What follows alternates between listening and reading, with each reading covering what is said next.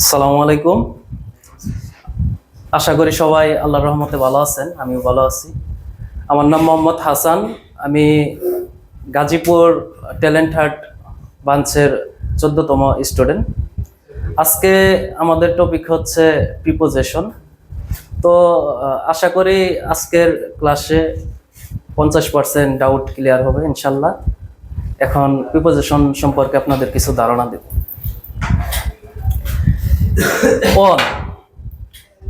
On হচ্ছে কোনো কিছুর সাথে লেগে থাকা।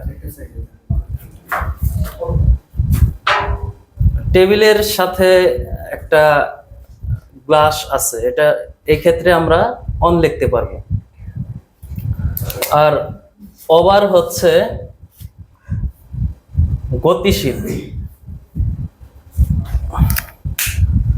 ধরেন মাথার উপরে কোনো কিছু গতিশীল অবস্থায় আছে, সেক্ষেত্রে আমরা ওভার ব্যবহার করব। এবং মাথার উপরে কোনো কিছু স্থির অবস্থায় আছে, সেক্ষেত্রে আমরা অ্যাবভ ব্যবহার করব।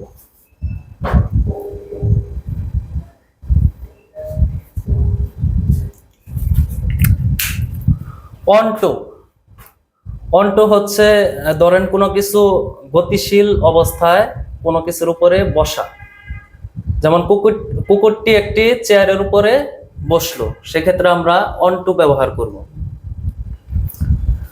তারপরে হচ্ছে টুওয়ার্ড, কোনো কিছুর দিকে যাচ্ছে, সেক্ষেত্রে আমরা টুওয়ার্ড ব্যবহার করব।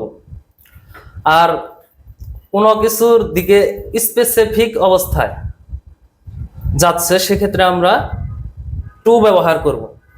যেমন আই গো টু স্কুল।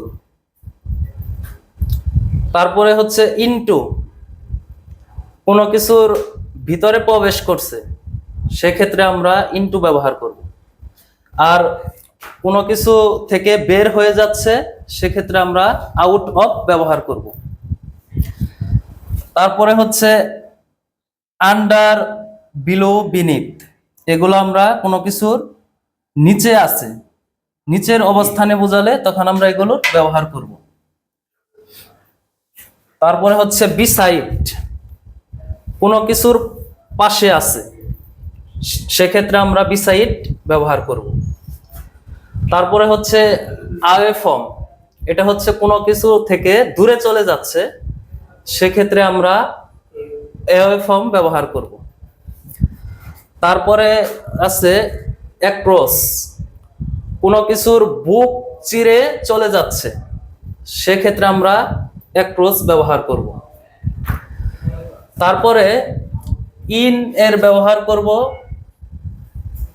বড় কোনো স্থান অথবা বড় কোনো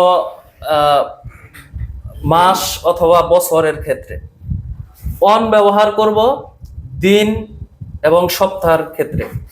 অ্যাট ব্যবহার করব টাইমের ক্ষেত্রে, যেমন অ্যাট 10 AM, অ্যাট 10 PM, এরকম। তো আশা করি আপনাদের আজকের ক্লাসের মাধ্যমে 50% ডাউট ক্লিয়ার হয়ে যাবে প্রিপোজিশন নিয়ে। তো সবাইকে ধন্যবাদ। আসসালামু আলাইকুম।